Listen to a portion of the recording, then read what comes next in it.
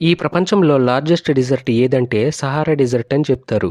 కానీ నిజంగా ఈ ప్రపంచంలో లార్జెస్ట్ డిజర్ట్ అంటార్కిటిక్ డిజర్ట్. అవును, మీరు విన్నది నిజమే. ఇదొక కోల్డ్ డిజర్ట్.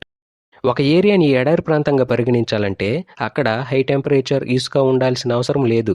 ఒక ప్రాంతాన్ని ఎడారి ప్రాంతంగా పరిగణించాలంటే అక్కడ సంవత్సరానికి 25 సెంటీమీటర్స్ కన్నా తక్కువ వర్షపాతం ఉండాలి.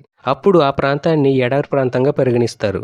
అంటార్కిటికాలో సంవత్సరానికి కోస్టల్ ఏరియాస్లో అయితే 16 సెంటీమీటర్స్ వర్షపాతం మాత్రమే ఉంటుంది.